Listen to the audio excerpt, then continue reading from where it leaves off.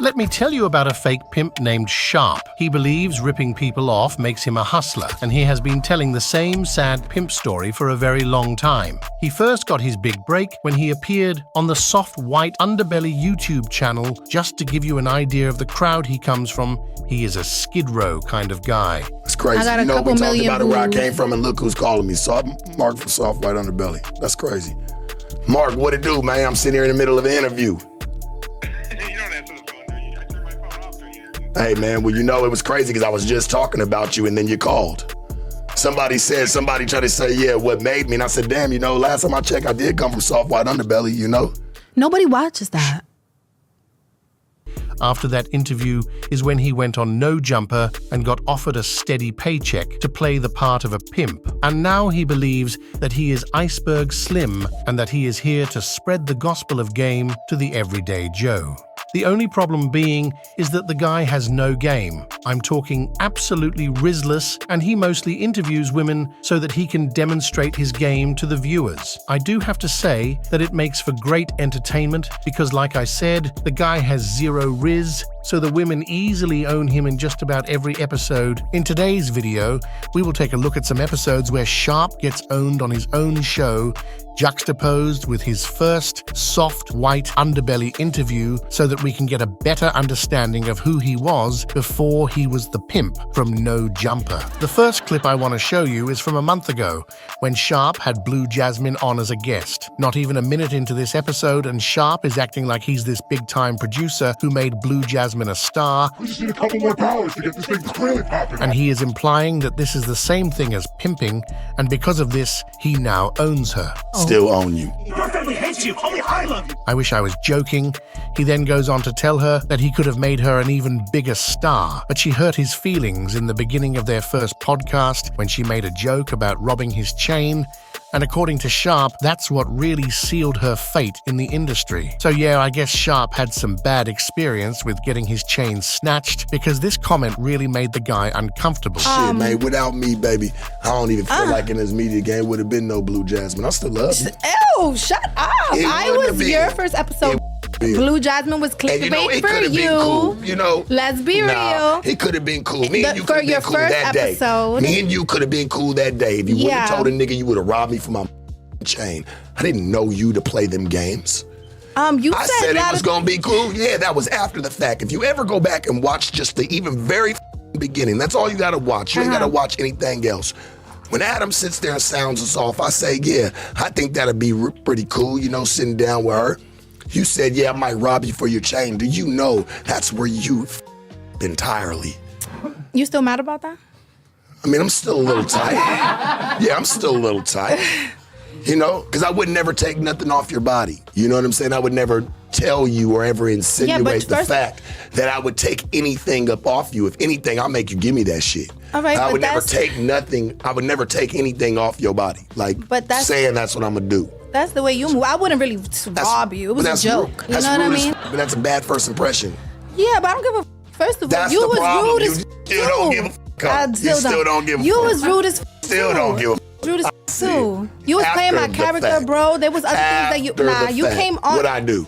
You came on. told the truth. That was your truth. You told about your perception I of told who you are. the truth and of who you were from too. your perception and for who and you were you too, a pimp baby. or whatever you was. I ain't anything. No. Whatever, Right? wherever you I'm come just a from. nigga. I'm just a nigga with some game and just trying to spread a little bit of it to the world, baby. Just trying to sprinkle it on them a little bit.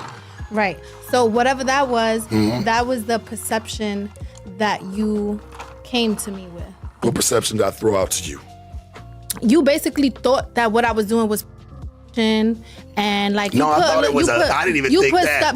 Constitution's great. It's good. It actually runs a certain program. I thought what you had did was. But you said basura. something like that, and the reason that you was saying that you thought I just what told you hey, listen. All I told you was step your game up. Yeah, If you gonna said do step it, more do into it for real. hoism. Very interesting. So as you can see, Sharp has a certain type of female that he likes to interview, and there is a certain type of ideology that he likes to push. It usually tends to be women who do not live a traditional life. He is basically the Dr. Phil of no jumper. But not even punching down can help this guy come off as anything other than a lame. The guy has been sniffing his own farts for far too long now. He believes that he owns Jasmin because they did a podcast together that got some views. And well, if you were to follow that logic all the way down the chain of command, you would quickly notice that means Adam 22 and Mark Laita would own Sharp. This is just one example of Sharp showing us his inability to think through his words before he speaks them. It is something similar to a mouth-breathing situation. Because you got soft skin, bro. You can't take shit. You got a soft-ass head, a soft-ass brain, because something ain't f***ing right up there. Brains is supposed to be soft. Brains is supposed to be soft. Hey, you should leave me that Brains copy. is supposed to be soft. Never, never. Why would I give this book to a man? Buy it. Let me see what it is. Buy it. The game is to be sold, not, toe. I still own you to this day. I still nigga, own how you you to this own day. me? It's crazy I can sit back. What is you talking about? Think about it, right? You weird. You're very strange. Hell yeah. Strange people do Own me? strange How things, you make own me? strange I'm a bread. human. How the fuck is you supposed to own a human? The you Own a weird. human. I just say I own you. and How the fuck you own a human? How you own me? There's a lot of people that do it every day in business. It's called that's. How? If you own a human, Everybody that's was called. there.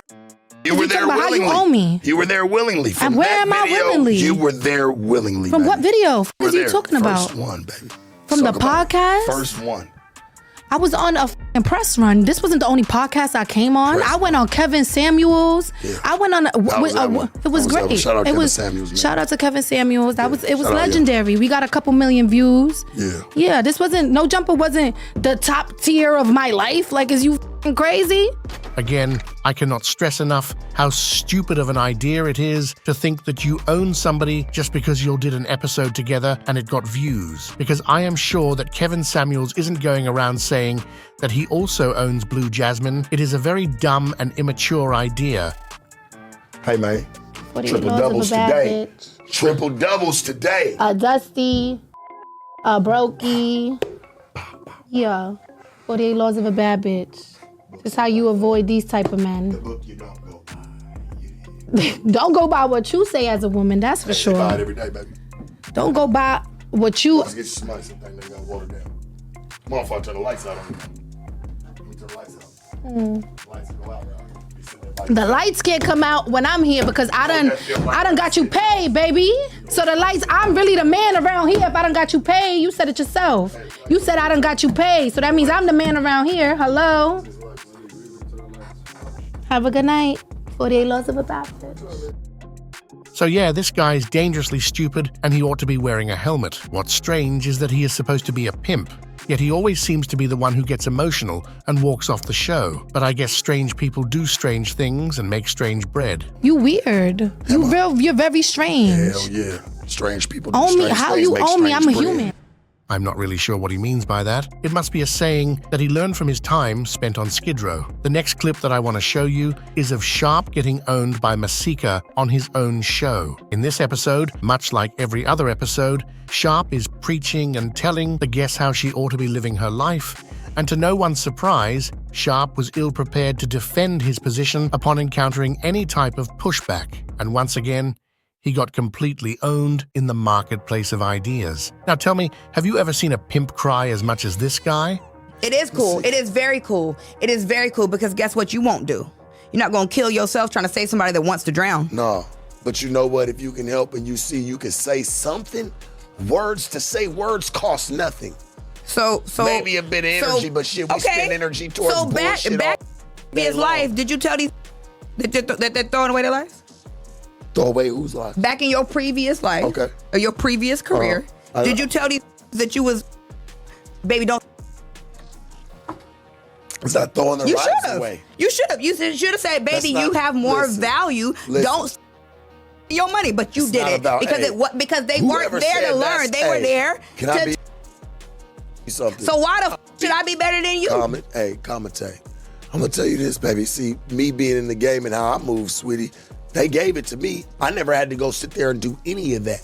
All right, I'm calling bullshit. There is no way that these alleged women would just randomly come up to Sharp and give him their money, especially not on the streets of Skid Row. I mean, give me a fucking break. Sometimes I wonder if this guy was ever even a pimp at all. It seems more likely that he was just another random person on Skid Row who got picked for an interview. I waited until I was a rich ass bitch to be able to do everything that I wanted to do. I love this. What's your sign, honey? The rose. What's your sign, baby? What's your baby? The rose got to you. No, you got veins popping out your neck. I asked you a couple questions, and baby. You mad? I asked you a couple questions. I love it. What's your sign? You see me mad at another podcast. What's your sign? Virgo. Virgo. Yes. I wouldn't even answer your question if I was mad. I'm gonna be honest with you. Okay. I wouldn't even answer Why you so like? This is just me, baby. We're in the Shark Tank. No jumper. Sharpest, coolest podcast in the world. Anyway. I done let you ramble on for the longest round this mother. But I'm just letting you know, baby, I got the bigger microphone. Well, you know what they say about guys with big microphones? They always have tiny little voices, and I, for one, feel bad for a guy with a tiny little voice. It must be frustrating always having to scream. Even if it is, I create my own show. Why would I want to? None of them bitches. You shouldn't have to. Why would I want to? Love and peace. You sound crazy. I know I do, because you're going to go in there and spread hate. Hey, Donnie. No, I ain't going to go in there at all.